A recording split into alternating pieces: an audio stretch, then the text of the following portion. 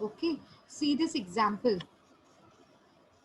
Example of a wholesaler buying goods from a manufacturer at the rate rupees 30,000. Of course, when manufacturer will sell the goods to the wholesaler, he will include the amount of profit also. So you should understand that in 30,000, the profit is already included. Okay, manufacturer is charging the wholesaler rupees 30,000. That means in that 30,000, some amount of profit is already there.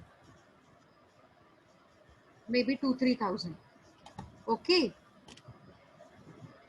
are you getting? In 30,000, the profit is already included. Yes, and the tax paid by the wholesaler is 12%. To the manufacturer, wholesaler pays tax at the rate 12%. So 30,000 into 12% will be how much?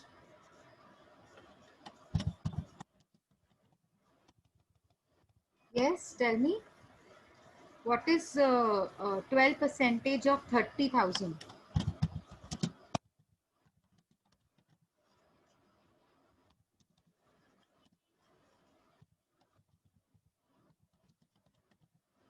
Calculate करो। 3,600।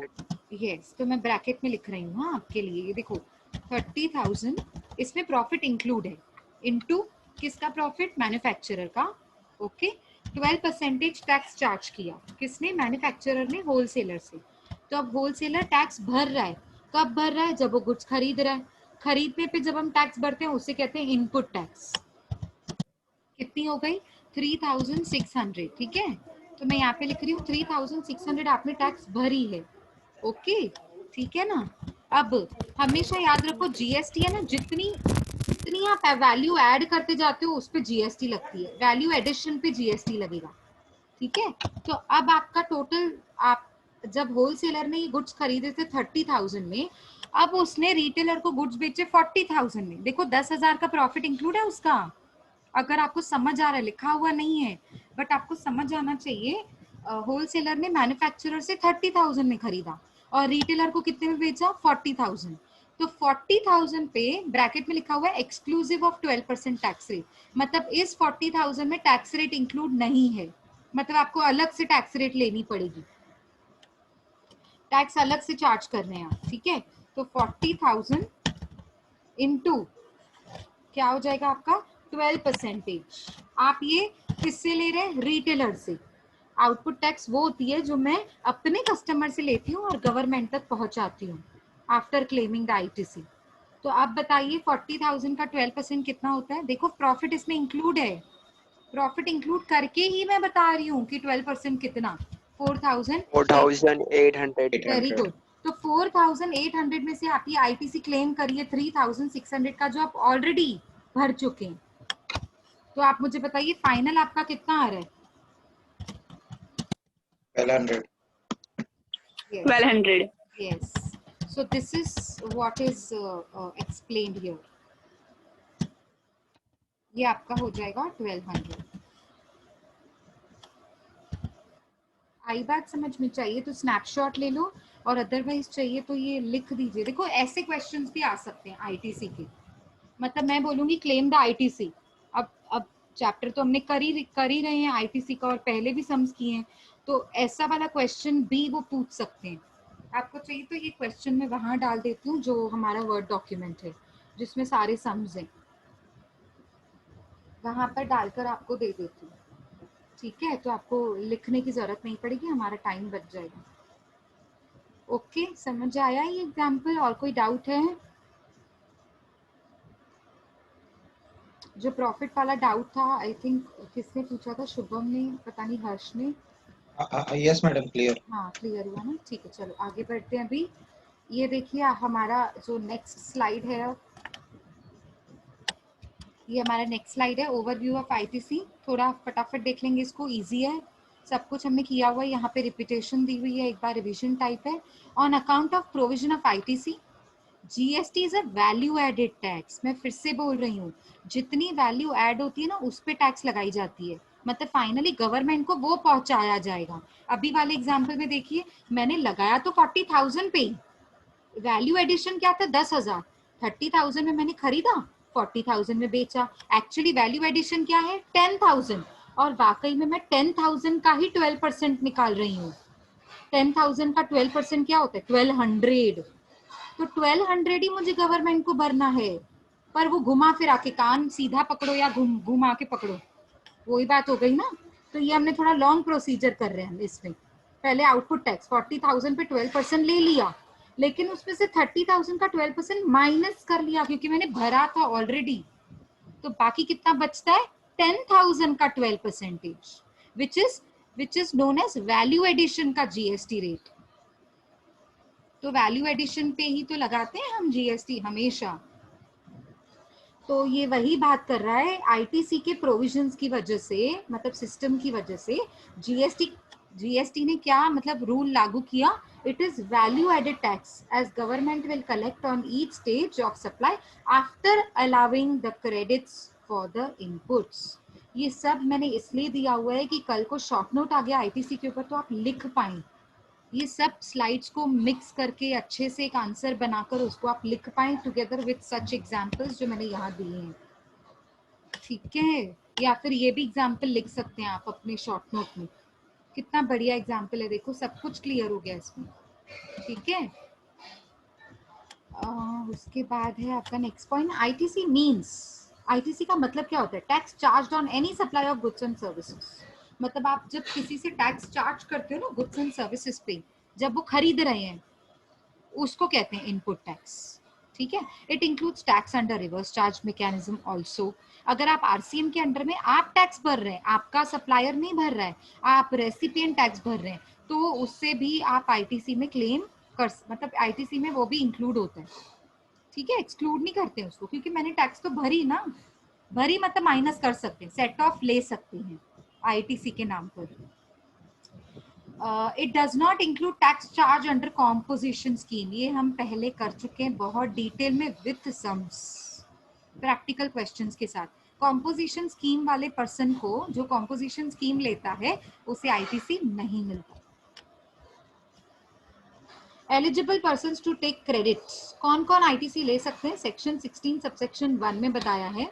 Section याद करने की तुम लोग को जरूरत नहीं है, बस आप लोग ये पढ़िए कि एलिजिबल पर्सन कौन कौन है, कौन आईटीसी क्लेम कर सकते हैं। वो जो रजिस्टर्ड है, देखो every registered taxable person is eligible to take ITC. पहली बात तो वो रजिस्टर्ड होना चाहिए, अगर रजिस्टर्ड ही नहीं है, जब वो टैक्स ही नहीं भरेगा तो आईटीसी कैसे क्लेम करेगा। कॉमन सेंस, यहाँ पे जब पर्सन रजिस्टर्ड ही नहीं है, रजिस्टर्ड मतलब वो वाला लिमिट 40 लाख गुड्स के लिए और सर्विसेज के लिए 20 लाख। याद आया, नॉर्थ ईस्टर्न स्टेट्स में गुड्स का है 20 लाख और सर्विसेज का है 10 लाख। नॉर्थ ईस्टर्न स्टेट्स, याद आया, जिनका टर्नओवर, एग्रीगेट टर्नओवर 40 लाख के ऊपर जाता है तो ही वो रजिस्ट्रेशन लेते हैं ना। उसके अंडर में तो वो कंपल्सरी नहीं होता है, वॉलेंट्री होता है, वो लेते हैं तो ठीक, और अगर वो लेंगे तो उन्हें आईटीसी क्लेम करने का बेनिफिट मिलेगा। पता है आप लोगों को, जो 40 लाख के अंडर में होते हैं, जो रजिस्टर्ड पर्सन 40 लाख के अंडर में होते हैं, वो वॉलेंट्री रजिस्ट्रेशन आईटीसी क्लेम करने के लिए तो लेते हैं। देखो वैसे भी उनको टैक्स भरनी नहीं है, अगर रजिस्टर्ड हो जाएंगे तो भरनी पड़ेगी, लेकिन भरने, अगर भरोगे ना तो आईटीसी क्लेम करके भरोगे, मतलब आपको सारा का सारा टैक्स नहीं भरना होता है। आ रही है बात समझ में, आईटीसी क्लेम करके टैक्स भरना होता है। और जो नॉट रजिस्टर्ड है वो तो टैक्स लेगा ही नहीं ना, जब लेगा ही नहीं तो भरेगा ही नहीं, और जब भर ही नहीं रहा है तो आईटीसी क्लेम क्यों करेगा वो जो नॉट रजिस्टर्ड है। मैं बात कर रही हूँ वो लोग जो रजिस्टर्ड होते हैं, उन्हें ही आईटीसी क्लेम करने के लिए अलाउ किया जाता है, मतलब एलिजिबल होते हैं वो, ठीक है। आगे बढ़ते हैं, charge on any supply of goods and services to him. अच्छा, जो भी गुड्स और सर्विसेज आप सप्लाई करते हो ना, उस पे आप चार्ज करते हो, मतलब टैक्स चार्ज करते हो। यस,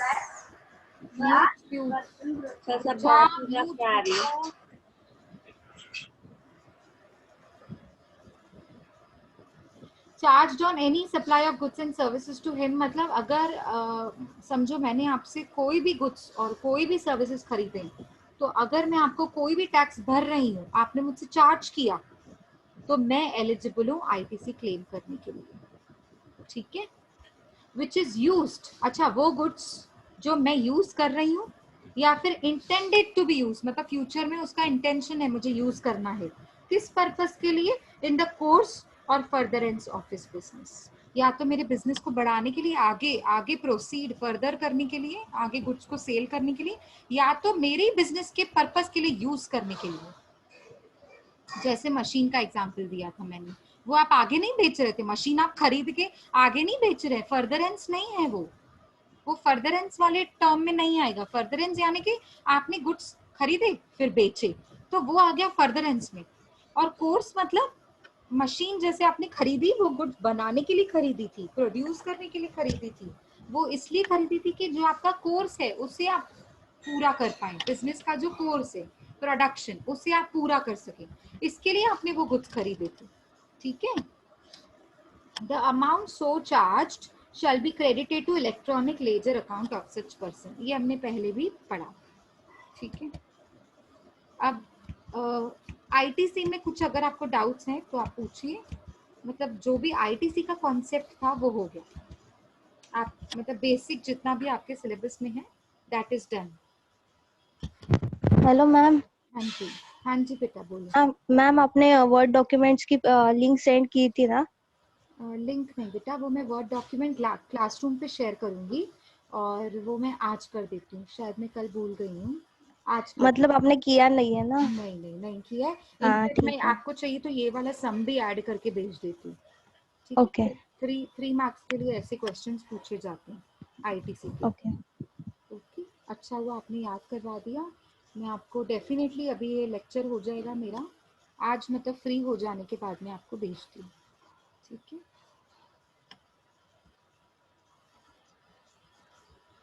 ओके, अब हमारा जो नेक्स्ट कॉन्सेप्ट है वो है सप्लाई। अब पूरा चैप्टर है ना, बाकी का पूरा चैप्टर पीछे वो सप्लाई पे है। ठीक है, क्योंकि आईटीसी भी किस पे लगता है, supply of goods and services. अगर आप देख रहे हैं सप्लाई वर्ड बार बार यूज होता है, पूरा जीएसटी है ना सप्लाई पे डिपेंड करता है।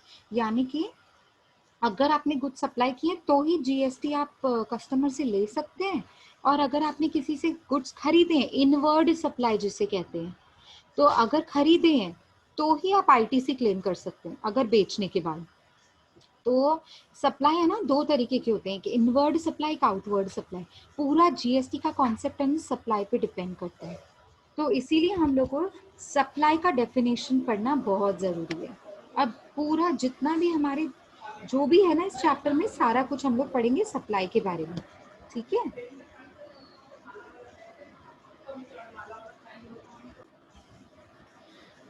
देखिए, section 7 of CGST act supply, याद रखो जैसे हमने किया था, आपको याद है सेक्शन 11 किया था, पावर टू ग्रांट एग्जम्पशन, जो सेंट्रल गवर्नमेंट और स्टेट गवर्नमेंट के हाथ में है, और सेक्शन 9 किया था लेवी एंड कलेक्शन। ठीक है, वैसा ही सेक्शन 7 बात करता है सप्लाई के बारे में। अब सप्लाई में हम इस चैप्टर में क्या क्या देखने वाले हैं, ये पूरा चैप्टर के बारे में बता रहे हैं, इसमें हम क्या क्या देखने वाले हैं। It is scope of supply, क्या क्या है स्कोप में, कहाँ क्या क्या चीजें इसमें कवर्ड है स्कोप में, सप्लाई के स्कोप में क्या क्या है देखिए। मतलब जो सप्लाई है उसमें क्या क्या इंक्लूड होता है, ये सब चीजें इंक्लूड होती है। अभी हम डिटेल में पढ़ेंगे, थोड़ा आप आराम से चलेंगे, क्योंकि नहीं तो डाउट्स निकलेंगे आपको, नहीं तो बहुत। पहले हम पढ़ेंगे कि सप्लाई में क्या क्या इंक्लूड होता है, किसे किसे सप्लाई कहा जा सकता है। दूसरा, इसमें इंपोर्ट आता है कि नहीं आता। तीसरा, शेड्यूल नंबर 1 में कौन सी एक्टिविटीज है, शेड्यूल नंबर 2 में कौन सी एक्टिविटीज है, और शेड्यूल नंबर 3 में कौन सी एक्टिविटीज है। नॉट, यहाँ पे नॉट का मतलब लिखा हुआ है नेगेटिव लिस्ट, मतलब जो नहीं इंक्लूड होती है, ये कंसिडर्ड होती हैं, ये कंसिडर होती है, लेकिन ये कंसिडर नहीं होती है, इसीलिए नॉट वर्ड यूज किया हुआ है। वो शॉर्ट में इन्होंने अपने तरीके से बनाया था, मुझे ये अच्छा लगा चार्ट, तो मैंने यहाँ पे आपको दिखाने के लिए लिया है। ठीक है। एक्टिविटीज बाय गवर्नमेंट और लेजिस्लेटिव असेंबली, ये LA मतलब लेजिस्लेटिव असेंबली के मेंबर्स होते हैं ना, जैसे पार्लियामेंट के मेंबर्स होते हैं वैसे लेजिस्लेटिव असेंबली के मेंबर्स होते हैं। सो उन्हें जिसे जिसे हम शॉर्ट में कहते हैं पब्लिक अथॉरिटीज, जैसे गवर्नमेंट हो गई, लेजिस्लेटिव असेंबली के मेंबर्स हो गए। ठीक है। उनकी कौन सी ऐसी एक्टिविटीज हैं जिनमें हम सप्लाई कह सकते हैं, और notified by the government plus GST council का जो रिकमेंडेशन होता है उनके थ्रू हम किसे किसे सप्लाई कह सकते हैं। ठीक है, हम ये सारा कुछ अपने चैप्टर में पढ़ने वाले। कौन सा सेक्शन है ये? सेक्शन 7। और वो किसके बारे में बात करता है? पूरा सप्लाई के बारे में बात करता है। जैसे section number 9 levy and collection के बारे में बात करता था ना, वैसे ही सेक्शन 7, ये किसका सेक्शन 7 है? CGST act 2017। और ये पूरा का पूरा स्कोप ऑफ सप्लाई के बारे में बात करते हैं। अब देखते हैं सप्लाई होता क्या है। सबसे पहले हमेशा याद रखना, सप्लाई का मतलब होता है टैक्सेबल इवेंट। अब ये जब सप्लाई वर्ड आता है ना, इसे ना हम लोग कहते हैं, दूसरे नाम से इसको जाना जाता है, बोलते हैं इसको टैक्सेबल इवेंट। अब ये टैक्सेबल इवेंट का मतलब क्या होता है? ये वो इवेंट है, ये वो सिचुएशन है, ये वो पॉइंट है जहां पर मुझे टैक्स लगानी है, या फिर टैक्स लेनी है, या फिर टैक्स मुझ पर लगती है। ठीक है, थोड़ा स्लो जाएं, फास्ट जा रहे हैं क्या हम? हिमांशु, ये देखो, ये चार्ट में ना अब तक कुछ नहीं है। अभी इसके पहले तो हमने सारा कुछ आईटीसी के बारे में पढ़ा और उसका मैंने एग्जाम्पल भी दे दिया। ठीक है, अब उसके बाद है हमारा सेक्शन 7 जो हमने स्टार्ट किया सप्लाई का। अभी तो मैंने कुछ समझाया ही नहीं, अभी तो मैंने सिर्फ बताया ये सब चीजें हम लोग इस चैप्टर में करने वाले हैं। ठीक है, अब स्लो जा रही हूँ, डोंट वरी। कुछ नहीं समझ में आएगा ना तो please stop me there only. ठीक है ना। अब ये सप्लाई का मतलब होता है टैक्सेबल इवेंट, यानी कि ये वो इवेंट है, ये वो सिचुएशन है, अगर मैंने सप्लाई किया तो मुझे टैक्स लेनी है। अगर मैंने इनवर्ड सप्लाई किया, देखो दो सप्लाई होते हैं, एक इनवर्ड सप्लाई, एक आउटवर्ड सप्लाई। इनवर्ड सप्लाई का मतलब होता है जब मैंने गुड्स खरीदे। सप्लाई मतलब कौन सा सप्लाई? इनवर्ड मतलब गुड्स खरीदना, सर्विसेज खरीदना। और आउटवर्ड सप्लाई का मतलब होता है गुड्स एंड सर्विसेज को बेचना, सेल करना। तो जब मैंने इनवर्ड सप्लाई किया है तो तब भी मैंने टैक्स भरी है, तभी मैंने टैक्स भरी है। और जब मैंने गुड्स को आउटवर्ड सप्लाई किया तब मैंने टैक्स वसूल करी, कस्टमर से टैक्स ली है। तो आप दोनों सिचुएशंस में देखें, दोनों सिचुएशंस में टैक्स लग रही है। चाहे एक में मैं टैक्स भर रही हूँ और दूसरे में मैं टैक्स ले रही हूँ, पर है तो टैक्सेबल इवेंट ना। दोनों इवेंट मतलब सिचुएशन, दोनों सिचुएशंस में चाहे इनवर्ड सप्लाई हो चाहे आउटवर्ड सप्लाई, क्या टैक्स प्रेजेंट है, वहां पे मौजूद है? Yes, tax is there, tax is charged either by me or on me, it is charged. ठीक है, it is charged on me. ठीक है, it will be charged on me when I will be in the place, I mean when I will be in the event of inward supply, when I will purchase the goods and services, and it will charged by me when I will sell the goods and services to my customers. अब समझ में आया यहाँ पे taxable event क्यों बोला है? ठीक है, अब आगे बढ़ते। इतना समझ में आया? आप हाँ या ना का जवाब दीजिए तो मैं आगे बढ़ूं। इतना सबको क्लियर है? यस, क्लियर है? आगे बढ़े। Yes, ma'am. ओके, अब आगे देखिए क्या बोल रहा है ये। सप्लाई का स्कोप बता रहे हैं, कौन से सेक्शन में? 7, सीजीएसटी एक्ट 2007 में, और सीजीएसटी एक्ट 2017 का जो सेक्शन बना हुआ है 7, उसमें ये स्कोप ऑफ सप्लाई के बारे में बताता है। क्या बताता है देखते हैं, कुछ पॉइंट्स लिखी हुई है यहाँ पर। देखिए ये पहली पॉइंट है, सेकेंड, थर्ड, मतलब टोटल 3 पॉइंट्स हैं। ठीक है, for the purpose of this act the expression supply includes. अब इस सप्लाई में क्या क्या इंक्लूड है, पहले सबसे पहली तो पॉइंट बता रहा है इसमें क्या क्या इंक्लूड है। देखिए क्या क्या इंक्लूड है। All forms of supply of goods and services, all forms मतलब different kinds of supply of goods and services, such as sale, आपने गुड्स को बेचा उसे भी सप्लाई कहते हैं। अच्छा, बेचा नहीं, ट्रांसफर किया। अब आप बोलोगे मैम बेचना भी तो ट्रांसफर ही होता है। नहीं, सेल में और ट्रांसफर में फर्क होता है। मैं बताती हूँ कैसे। अगर आपने अपने कस्टमर को बेचा तो सेल होता है, अगर आपने अपने ब्रांच में गुड्स को बेचा तो उसे कहते हैं ट्रांसफर। ठीक है। बाटर, बाटर मतलब बाटर भी सप्लाई होता है, लेकिन उसमें मनी इन्वॉल्व नहीं होती है। आपने अपना प्रोडक्ट बेचा, लेकिन उसके अगेंस्ट में आपने उनसे उनका प्रोडक्ट ले लिया, उसे कहते हैं बाटर। बाटर सिस्टम चलता था ना पहले, जब मनी नहीं होती थी, जब कैश नहीं होता था, ठीक है, तब बाटर सिस्टम चलता था, मतलब चीजों के बदले चीजें ली जाती थी, ठीक है, उसे भी सप्लाई माना गया है। एक्सचेंज, आपने एक चीज के अब है ना, आपने वो कौन सी स्कीम्स नहीं आती हैं ऐसे, पुराना दो नया लो, समथिंग लाइक दैट, नहीं, कुछ ऐसी वाली स्कीम्स आती हैं कि पुरानी टीवी दे दो, नया टीवी लेके जाओ। तो अब इसका लिटरल मीनिंग ऐसे नहीं होता है, इसका लिटरल मीनिंग ये नहीं होता है कि वाकई में पुराना देकर नया लेके जाओ फ्री में। It's not like that. It's like पुराना टीवी आप दे देंगे, हम आपको नया टीवी देंगे ऑफर में, मतलब सस्ते में, कंसेशंस मिल जाएंगे आपको, सस्ता पड़ जाएगा, या फिर आपके लिए ये स्कीम बनाई है जिसमें आपको डिस्काउंट भी मिल जाएगा अगर आप पुरानी टीवी लेके आएंगे तो, है ना, उसे कहते हैं एक्सचेंज। हाँ, साहिल ने बिल्कुल बराबर वर्ड लिखा, एक्सचेंज ऑफर्स, मतलब ये ऑफर में दिया जाता है आपको, फ्री में नहीं दिया जाएगा, स्कीम होती है ये, ठीक है। कुछ ना कुछ अमाउंट तो आपसे जरूर चार्ज किया जाता है, बेशक कम में, लेकिन चार्ज किया जाता है, ठीक है ना। तो सप्लाई, एक्सचेंज को भी सप्लाई बोलते हैं, क्योंकि आपने कुछ तो गुड्स टीवी सप्लाई की ना, आपने तो टीवी सप्लाई की ना, ठीक है। बेशक आपने उनसे पुरानी टीवी लेकर नई टीवी बेची, लेकिन सप्लाई तो हुआ ना, गुड्स गए तो सप्लाई तो हुए, ठीक है। लाइसेंस, अब आप किसी को लाइसेंस दे रहे हैं कि आप ना ये कंटिन्यू करिए बिजनेस, ठीक है। अब जैसे मैकडोनल्ड्स कंपनी है, यूएस बेस्ड कंपनी है, अब अगर आप देखोगे ना तो इनको फ्रेंचाइजी के लाइसेंस मिलते हैं। आपको समझता है फ्रेंचाइजी क्या होता है? फ्रेंचाइजी पता है क्या होता है? अब देखो, सारे terms and conditions, rules and regulations, recipes, burger बनाने की रेसिपी जो होती है, वो सारी की सारी आपको जो हेड वाली कंपनी होती है ना, जो यूएस में है मैकडोनल्ड्स की, वो आपको बताती है।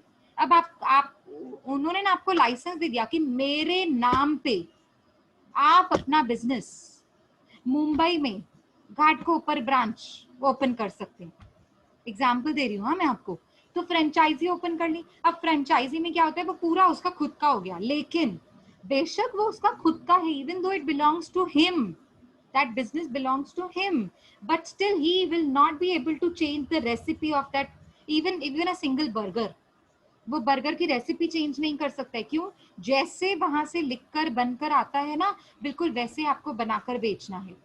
वो एक अलग बात है, कुछ एक्सेप्शंस फॉलो होते हैं इंडिया में, जैसे बीफ नहीं खाया जाता है, आपको पता होगा। देखो, आउट ऑफ द ट्रैक जा रही हूँ मैं, बट जनरल नॉलेज देने के लिए आपको यहाँ पे भी काम आएगा लाइसेंस में, समझाने के लिए। आपने देखा होगा इंडिया में, देखो बीफ नहीं खाते हम। आई होप आपको बीफ पता होगा क्या होता है वो, जो क्या बोलते हैं उसको, गाय होती है ना, गाय का मांस, इट्स दैट बीफ, तो वो हम नहीं खाते, है ना। हिंदू लोग तो उससे भगवान करके पूछते हैं, गाय माता, इट्स लाइक दैट वे। तो हिंदू लोग वो नहीं खाते ना, तो इसलिए ना मैकडोनल्ड्स में अगर आप देखोगे ना, तो वो जो बर्गर बनाया जाता है ना, उसमें वो बीफ नहीं डालते, अदरवाइज वो यूएस की कंपनीज में जाता है। वो यूएस में जो मैकडोनल्ड्स है वहां पे वो जाता है, मतलब उनकी रेसिपी में ये इंक्लूड है, बट हमारे यहाँ पे वो इंक्लूड नहीं है। वो इन्होंने एक्सक्लूसिवली एक्सक्लूड किया है, ठीक है। उनको खास रिक्वेस्ट करके ये बोला गया है कि यहाँ पे कोई खाएगा ही नहीं, हमारा बिजनेस चलेगा ही नहीं, तो एटलीस्ट आप उनको इतनी परमिशन दीजिए कि हम लोग ये चीज एक्सक्लूड कर दें रेसिपी में से। समझ आ रहा है? तो ये लाइसेंस होता है। लाइसेंस मतलब बिल्कुल उनके हिसाब से, उनके टर्म्स एंड कंडीशंस पे आपको बिजनेस करना पड़ता है लाइसेंस के जरिए। जैसे आपको रजिस्ट्रार ऑफ कंपनीज का लाइसेंस मिल गया। अब रजिस्ट्रार ऑफ कंपनीज जो है, ये जो एक्ट बना हुआ है, उस एक्ट में जितने रूल्स एंड रेगुलेशंस लिखे हुए वो फॉलो करते हुए आपको कंपनी को चलाना है। आप प्रॉफिट कितना भी अर्न करें, कुछ भी करें, कितने भी गुड्स बेचें, वो मुझे मतलब नहीं है, लेकिन रूल्स एंड रेगुलेशंस आपको उनके फॉलो करने पड़ते हैं। तो लाइसेंस तभी मिलता है, नहीं तो रद्द हो जाता है लाइसेंस, कहते हैं ना, एक्सपायर हो गया लाइसेंस, या फिर उन्होंने ले लिया, प्रोहिबिट कर दिया बिजनेस करने से। So it is that kind. तो जब लाइसेंस किसी को दिया जाता है ना, उससे भी सप्लाई कहते हैं। आपने किसी को अपना लाइसेंस दिया कि आप ये बिजनेस करें मेरे बिहाफ पे, उससे भी सप्लाई कहते हैं, क्योंकि अब वो आपके बिहाफ पे सप्लाई करेंगे ना, अब उनको लाइसेंस मिल गया, अब ट्रेडिंग करने का, गुड्स को बाय एंड सेल करने का, तो सप्लाई तो आ गया उसमें ऑटोमेटिकली। रेंटल, आपने किसी को कोई चीज रेंटल बेसिस पे यूज करने के लिए दिया, मतलब रेंट बेसिस पे, रेंट बेसिस मतलब आप उनको हमेशा के लिए बेच नहीं रहे हैं, पर हाँ सप्लाई तो कर रहे हो, आप गुड्स को एक जगह से दूसरी जगह पर दे रहे हो किसी को यूज करने के लिए, उसके अगेंस्ट में क्या ले रहे हो, रेंट, तो इससे भी सप्लाई कहा गया। लीज, लीज मतलब सेम, लीज में क्या होता है, इक्विपमेंट्स, बड़े बड़े मशीन्स और इक्विपमेंट्स को गिरवी पे दिया जाता है, मतलब क्या कह सकते हैं उसे, रेंट पे दिया जाता है, और उन इक्विपमेंट्स को आप थोड़े टाइम, थोड़े सालों के लिए यूज करते हैं, पर होते किसके हैं ये, कंपनीज के, दूसरी कंपनीज के होते हैं ये इक्विपमेंट्स। अब जो वो इक्विपमेंट्स आपको दे रहे हैं वो सप्लाई तो कर रहे हैं, उसके अगेंस्ट में क्या चार्ज कर रहे हैं आपसे, रेंट। ठीक है, समझ आया। और डिस्पोजल, अभी डिस्पोजल का मतलब जो पुरानी कोई चीज खराब हो जाती है तो मैं बेच नहीं देती हूँ रद्दी के भाव में, डिस्पोज, डिस्पोज ऑफ, हम कहते हैं ना ऐसे, let us dispose of this item because वो खराब हो गया, तो डिस्पोज ऑफ मतलब जो चीज मैंने बहुत यूज कर ली, अब मैंने उसको बेच दिया। तो कंपनीज में भी ऐसा होता है, बहुत कोई चीज, मशीन मैंने कोई यूज कर ली बहुत, अब मैंने उसको थोड़ी, अब मुझे नई मशीन खरीदनी है तो पुरानी मशीन मैंने डिस्पोज ऑफ कर दी। तो disposal made or agreed to be made for the consideration, लेकिन किसमें, फ्री में नहीं, कंसिडरेशन में। कंसिडरेशन मतलब आप उसको अगर अगर सेल कर रहे हैं, ट्रांसफर कर रहे हैं, barter, exchange, licence, rental, lease, dispose, ये सब चीजें अगर आप कर रहे हैं या करने वाले हैं, agreed to be made for consideration in the course or furtherance of the business of a person, या तो बिजनेस करने के लिए या तो बिजनेस को आगे बढ़ाने के लिए, सप्लाई करने के लिए, उन्हीं गुड्स को आगे बढ़ाने के लिए। ठीक है, इन सब चीजों को सप्लाई बोला जाता है। आपके सामने बिल्कुल स्क्रीन है, और आप मुझे बताएं अभी अभी हमने सप्लाई में क्या क्या इंक्लूड किया, भूल जाए तो स्क्रीन पे देखें, और हो सके तो बिना देखकर जवाब दीजिए। बताइए क्या क्या इंक्लूड है, अनम्यूट कीजिए और बताइए, कोशिश करके बिना goods देखकर बोल। supplied goods supplied for lease purpose, rental please, purpose, very good, for license, very good, Disposal goods. Very good, disposal, okay, and exchange purpose, very good, very good, बहुत सारा कुछ आपने इंक्लूड for कर business दिया। purpose. Very good, water इसमें include होता है, cell, transfer और Transfer बाकी सब from तो one आपने बोला। branch. Very good, very good. तो मतलब अब मेरे बोलने का मतलब क्या है कि अगर इसमें से कुछ भी होता है, सेल हो रहा है, ट्रांसफर हो रहा है, बाटर हो रहा है, एक्सचेंज हो रहा है, लाइसेंस है, कुछ भी है, मतलब आप उसको सप्लाई ट्रीट करेंगे। अब समझ आया, ऐसे नहीं आपने लाइसेंस दे दिया, आप तो सप्लाई कर नहीं रहे, आपने तो सिर्फ लाइसेंस दिया है सामने वाले को, तो आप बोलेंगे मैंने जीएसटी भरनी नहीं है, तो ये नहीं चलेगा, है ना। इसीलिए सेक्शन 7 बनाया गया कि ऐसे लोग जो बहाने बनाते हैं कि मैं थोड़ी सप्लाई कर रहा हूँ, नहीं चलेगा। आप सेक्शन नंबर 7 पढ़ लीजिए, आपने जो लाइसेंस किसी को दिया है ना बिजनेस करने के लिए, वो भी सप्लाई में काउंट होता है। ठीक है, चलो नेक्स्ट देख लीजिए, import of services for consideration whether or not in course or furtherance of business. अगर आपने गुड्स को इंपोर्ट किया, अब गुड्स को इंपोर्ट करना मतलब हाँ वो बिल्कुल जीएसटी के दायरे में आता है। इंपोर्ट पे तो हम आईजीएसटी भी एप्लीकेबल होता है इंपोर्ट पे। क्यों इंपोर्ट पे आईजीएसटी एप्लीकेबल होता है?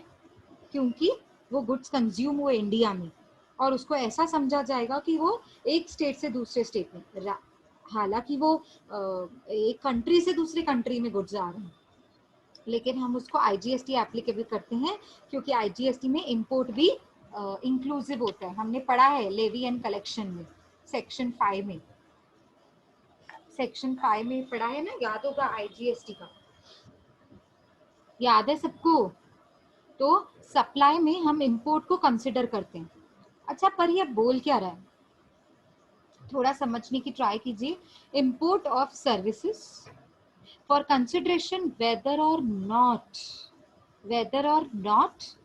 इन the course or furtherance of business का मतलब है अगर आपने कुछ गुड्स इंपोर्ट किए, कुछ सर्विसेज इंपोर्ट की बाहर से मतलब ऑफ कोर्स इंपोर्ट मतलब बाहर से ही होता है ना, समझो यूएस की कंपनी है, आपने वहां से कुछ गुड्स इंपोर्ट किए, सर्विसेज इंपोर्ट की, ठीक है, चाहे वो बिजनेस को आगे बढ़ाने के लिए हो या ना हो, वेदर और नॉट, चाहे वो आगे बिजनेस के लिए हो आपके या पर्सनल लेवल पे हो, वो सप्लाई माना जाएगा। मतलब क्योंकि वो सप्लाई है इसीलिए आपको जीएसटी एप्लीकेबल है। जीएसटी एप्लीकेबल है कौन सा? आईजीएसटी एप्लीकेबल है। अब मैं ना इसके लिए एग्जांपल देती हूँ आपको। समझो अब मैंने ना मैंने यूएस से एक बहुत बड़ा कौन सा एग्जांपल लूँ, बहुत बड़ा आर्ट सैलून है, ठीक है, बहुत बड़ा सैलून है वहां पर, बहुत फेमस।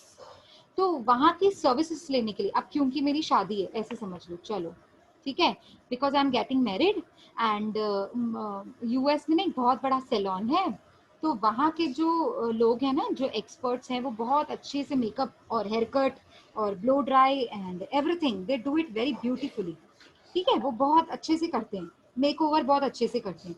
तो अब मैंने अपना मेक ओवर कराना है, अब मैं यूएस जाके तो मेक ओवर नहीं कराऊंगी, अब मैं वहाँ के जो एक्सपर्ट्स हैं, जो सैलून के जो एक्सपर्ट्स हैं, उन्हें मैंने इंडिया बुला दिया। अब वो मेरा मेक ओवर करके जाएंगे, अब सारी सर्विसेज मैंने उनसे रिसीव करी, मैंने पेमेंट कर ली, ठीक है। अब जब मैं पेमेंट करी तो जीएसटी मुझे भरनी होती है, इंपोर्ट के अंडर में मैं उनसे जीएसटी नहीं बोल सकती भरने के लिए। क्यों क्यों नहीं बोल सकती उन्हें भरने के लिए, जबकि मैं तो रेसिपिएंट हूँ, सप्लायर तो वो है, वो सप्लाई कर रहे हैं मुझे सर्विसेज, वो मुझे सर्विस दे रहे हैं, but I am taking the services. And import में हमेशा याद रखना, इंपोर्ट में हमेशा रेसिपिएंट को टैक्स भरनी पड़ती है, मतलब आरसीएम के अंडर में आता है इंपोर्ट, हमेशा याद रखना। क्यों? क्योंकि हम जो आउटसाइडर है, जो इंडिया में रहता ही नहीं है, उसे जीएसटी कैसे ले सकते हैं? जीएसटी उनसे ले सकते हैं जो इंडिया की बाउंड्रीज में आपको रहता हो, सिटीजन होगा तो हम उस पर टैक्स चार्ज कर सकते हैं ना, यहाँ पे रहता ही नहीं है तो टैक्स कैसे चार्ज करेंगे उससे?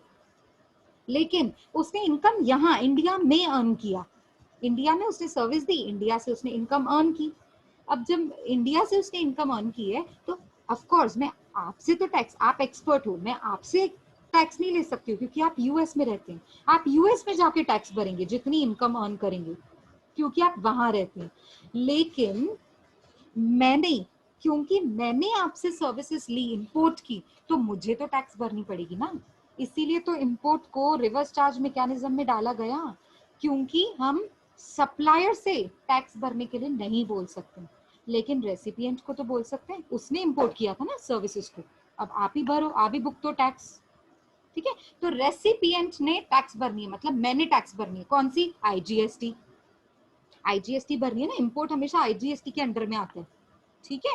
तो अभी मैंने ये जो सर्विसेज ली थी आपसे, वो तो पर्सनल लेवल पे ली थी, मेरा कोई बिजनेस नहीं है ये सर्विसेज लेने का, नहीं।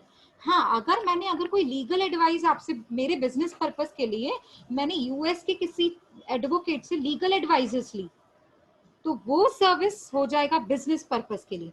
लेकिन अगर जो मैंने एग्जांपल दिया सैलून का, मेकओवर का, ये तो मेरा पर्सनल लेवल पे है ना, बट स्टिल वो सप्लाई माना जाएगा। अगर सप्लाई नहीं मानेंगे तो टैक्स कैसे लगाएंगे? इसीलिए उसको सप्लाई माना गया, चाहे वो बिजनेस पर्पस के लिए हो या फिर पर्सनल लेवल पे हो। आया समझ में? सबको क्लियर है इतना? Is it clear? Yes, ma'am. हाँ जी। Less than 1 minute is there, join करो मीटिंग, फिर हम आगे डिस्कस करते हैं।